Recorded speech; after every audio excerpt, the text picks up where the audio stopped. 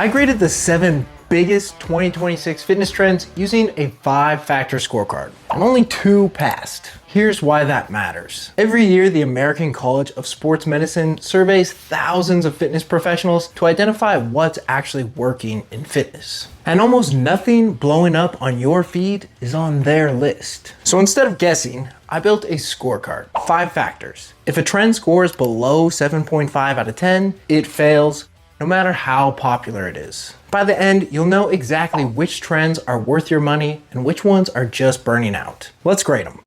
Here's the rule. If it doesn't change your training stimulus or your behavior, it will not change your body. So every 2026 fitness trend gets graded on 5 things. Effect size. Does it actually move? Strength, conditioning, body composition, or real health markers? Adherence. Will normal people stick with it for 12 weeks or longer? Cost. Money, time, and how much friction it adds to your life. Risk. Injury potential, side effects, and what you're giving up to do it. Evidence quality. Are there solid peer-reviewed studies behind it, or just founder testimonials and influencer hype? These same 5 factors are how we'll find the only 2 trends that actually passed. All right, let's start grading that first trend. The real future of fitness isn't 25-year-olds chasing PRs. The market is shifting towards older adults. And longevity training, strength, balance, and core work is becoming the main game. This is basic strength training and balance work designed to prevent falls, maintain function, and extend how long you can move well. Think goblet squats, single leg work, and loaded carries. Here's why this matters. Strength and balance training is one of the highest return on investment interventions we have, especially for fall risk and staying functional as you age. The JAMA data on fall prevention is clear. This stuff works. And the demographic shift is real. The fitness industry is finally catching up to the fact that most people aren't trying to look like Instagram models. They're trying to feel 60 when they're 80 or 40 when they're 60. So this gets a 9 out of 10. And if you are under 40, don't skip this. Strength and balance are still the foundation for performance. We program these into every training plan we create. You can check out our channel for how we do that. Next up, and everybody's wearing these, wearables and data-driven training. These are still dominating. Smartwatches, rings, and chest straps tracking HRV, sleep, readiness, steps, everything. Here's the thing with wearables. They only help if they change your behavior. If seeing your step count makes you move more, or if HRV data stops you from crushing yourself when you're already buried, they're useful. But accuracy is all over the place, especially for calories and VO2 max estimates. These devices are much better at tracking trends in your own data than giving you absolute truth. So if you're using it to compete with your friend's calorie burn, you're probably making decisions based on noise, not reality. This gets a 7 out of 10, borderline. Do this if you're data motivated and you'll actually act on the feedback. Skip it if you're already consistent and the numbers just stress you out or make you second guess good training. Third trend, and this one's divisive, mobile apps and AI coaching. AI coaching apps are supposedly replacing human trainers. Apps that generate workouts, give you form feedback through your phone camera, adjust programs based on your inputs, and send you reminders to move. Here's what the research actually shows. Digital coaching can improve activity levels and health behaviors on average, but results depend entirely on the app's design and whether you stick with it. The best apps are really good at solving the adherence problem. They remove the "what do I do today" friction. The worst apps are just random workout generators with no periodization. And the AI hype is way ahead of the AI capability. Most AI coaching right now is just decision trees with better branding. This gets a 6.5 out of 10. Decent, but not a game changer. Do this if you need structure and accountability, but you're budget conscious or don't want a human coach. Skip it if you need hands-on feedback or you've got complicated movement issues that actually need a real set of eyes on you. Notice what's winning so far? High adherence, low friction, basic stuff done consistently. Now let's grade the internet hype. But before we do, drop a comment with your prediction. Which trend do you think fails the hardest? I'll come back at the end of the video and see if you were right.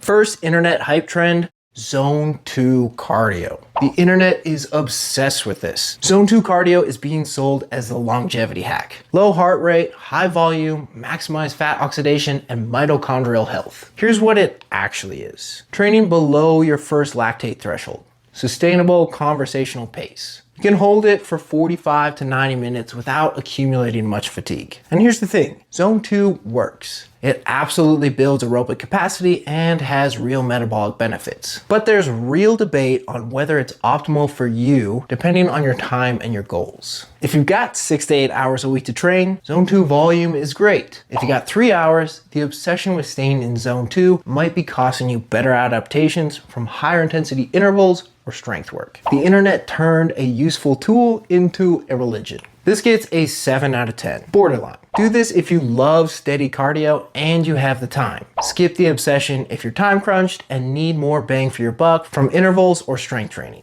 Next up, recovery tech, cold plunges and red light therapy. These are being sold as the secret to faster recovery and better performance. Let's split these up. Cold exposure, ice baths, cold plunges, cryotherapy, it does tend to help with soreness and perceived recovery, which matters. But here's the catch. If you do it immediately after lifting, it can modestly blunt hypertrophy. The inflammation you're trying to ice out is part of the adaptation signal. So timing matters. Use it to recover between hard sessions, not right after your strength work. Now, red light therapy. Whole body photobiomodulation. The data shows it might help sleep a bit, but it's not clearly moving performance or recovery markers in trained people. It's expensive, and the signal to noise ratio is low. This gets a 5.5 out of 10. For most people, it fails the cost benefit test. Do cold if you've already nailed the basics, you've got access, and you time it right. After conditioning work or on off days, not after your strength sessions. Skip red light unless you've got money to burn and you're already crushing sleep, nutrition, training, and stress.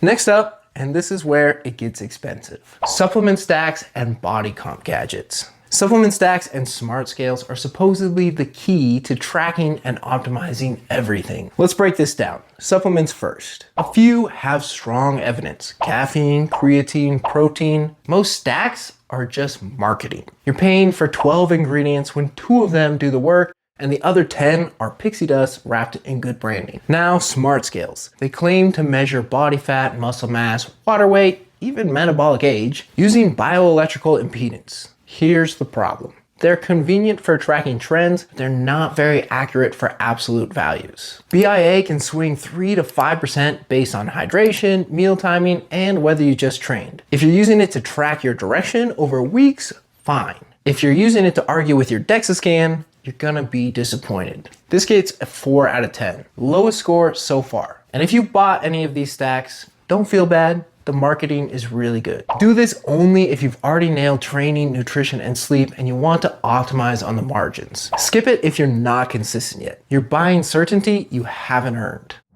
Last trend, and this is my home turf, so I'm grading it hard. Whole body EMS is supposedly a 20-minute replacement for the gym. Get stronger, leaner, fitter without the time investment. Here's what it actually is. Electrical muscle stimulation applied to major muscle groups via a suit or pads while you do basic movements. The current forces contractions you can't generate voluntarily, and the evidence exists. Whole body EMS can build strength and improve body composition when it's dosed properly. But here's what actually matters. It's only effective if it's programmed like real training. Progressive overload, appropriate frequency, and recovery. It's not magic. And misuse has real downside risk. Rhabdo, overtraining, muscle damage if intensity and frequency aren't managed correctly. The other problem, most commercial EMS is sold like a shortcut, not like training. 2 20-minute sessions can handle your resistance training when they're programmed correctly. But cardio, steps, nutrition, sleep, and recovery, you still need all of that. The shortcut promise only works if you understand it's one piece, not the whole picture. But if you're time crunched and you use it as one tool in a complete program, it fits. Another big factor here is the cost. It's gonna be pretty expensive no matter where you use it. So this gets a 7.5 out of 10. It barely passes. Do this if you're genuinely time crunched, you have access to proper coaching or programming, you understand it's a tool, not a replacement, and you can afford it. Skip it if you're gonna treat it like a magic bullet.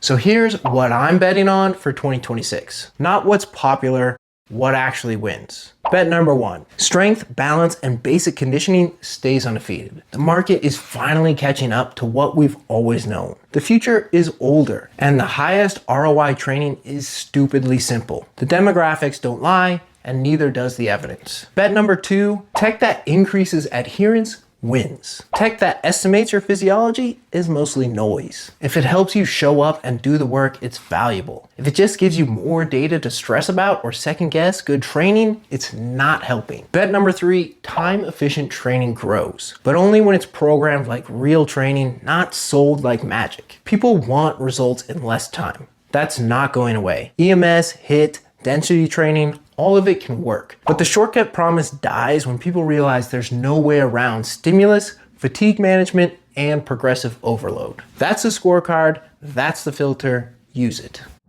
So, did you guess right? Be honest, drop a comment and let me know which trend you predicted would fail the hardest. That 7.5 out of 10 for EMS isn't random. It works when you treat it like real training, with proper programming, frequency, and recovery. It backfires when you treat it like a magic shortcut. If you want to see exactly how I program EMS into real training, how to dose it safely, and when it's worth it, I've got a full breakdown for you. Tap that video.